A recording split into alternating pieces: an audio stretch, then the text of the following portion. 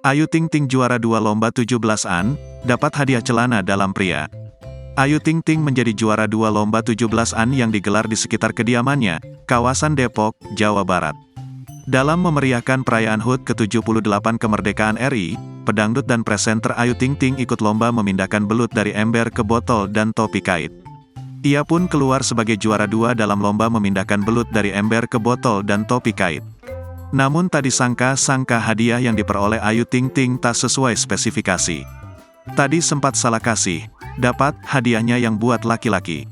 Isinya celana dalam, biar deh, ucap Ayu Ting Ting, dikutip dari tribunnews.com, Kamis, tanggal 17 Agustus tahun 2023. Selain lomba pindahkan belut ke ember dan topi kait, Ayu mestinya ikut lomba merangkak dalam kardus. Namun, ia gagal mengikuti lomba karena kebelet buang air besar. Tadi sempat pulang karena mau buang air besar. Jadi pas lagi pada asyik lomba, saya pulang. Memang udah jamnya, lanjut Ayu. Ayu Rosmalina mengakui setiap merayakan Hari Kemerdekaan Indonesia, ia selalu berbaur dengan warga sekitar rumahnya, sebagai bentuk sosialisasinya kepada tetangga. So pasti, saya mencintai warga sekitar walaupun saya bukan RT, RW.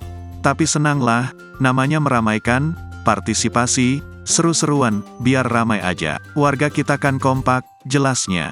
Ayu Ting Ting tak mau dicap sebagai warga sombong karena jadi orang terkenal dan punya banyak uang, tapi tak mau berbaur dengan warga. Kalau sombong nanti kita diusir, enggak lah. Berbaur aja sama yang lain, kan memang saya lahir di sini, ujar Ayu Ting Ting.